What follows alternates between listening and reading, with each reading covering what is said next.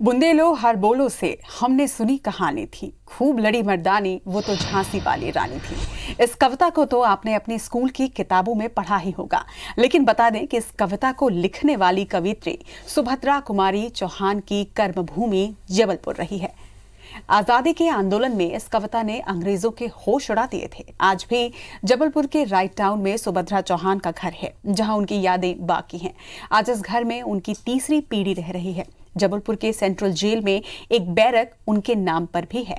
उनके पड़पोते ईशान चौहान से खास बातचीत की हमारे संवाददाता विजेंद्र पांडे ने और उनकी यादों से जुड़ी चीजों का जायजा लिया।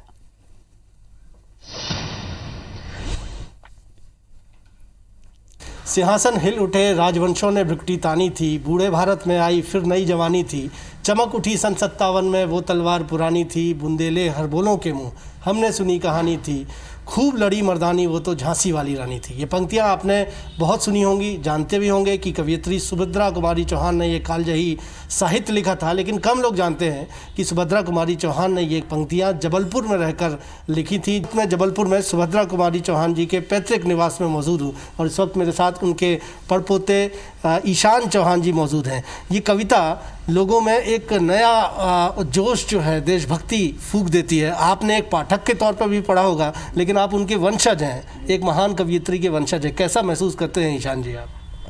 देखिए, खुशी होती है, अपनी खुशनसीबी पर रश होता है कि हम उनके घर से हैं।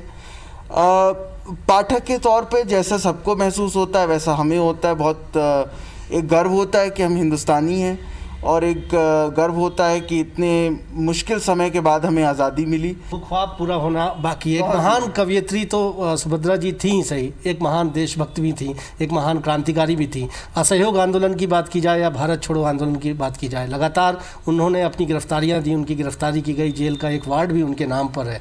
ये देशभक्ति का जिस तरह से प्रचार प्रसार उनकी ओर से किया गया, ये कितना है? केवल ये दोनों, लेकिन पूरे समय देखिए, हम लोग सब यही कहते हैं कि 1921 में उन्होंने गांधी जी का हाथ थामा, जैसा आपने कहा, नॉन कोऑपरेशन मूवमेंट के साथ, और बिल्कुल आखिर तक उनके साथ रहीं।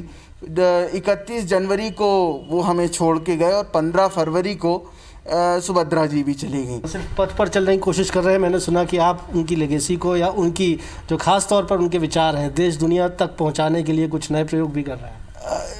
कोशिशें हैं, क्योंकि वो प्रचार करना आवश्यक है। दोनों पति पत्नी बच्चों को यहाँ छोड़ करके जेल में थे, तो वो एक कमिटमेंट है जो हमें सिखा सकता है कि हमारे आसपास इतना सब कुछ है, लेकिन जिस चीज़ पर एक नज़र ठान लें तो उस पर लगे रहें।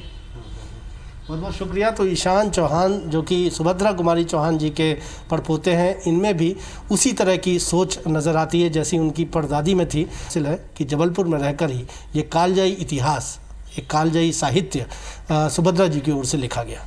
कैमरामैन गणेश विश्वकर्मा के साथ विजेंद्र पांडे, IBC 24 जबलपुर।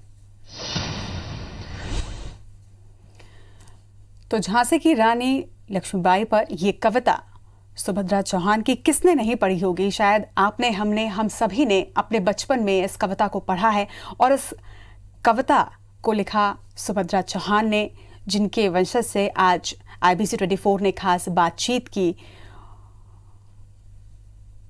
और कहते हैं कि इस कविता को सुनने के बाद अंग्रेजों के होश उड़ गए थे और निश्चित तौर पर इस कविता का एक एक शब्द, एक एक पंक्ति, एक एक लाइन जो है वो शौर्य से भरा हुआ है और बताता है कि किस तरह से झांसी की रानी लक्ष्मीबाई ने देश के लिए लड़ाई लड़ी।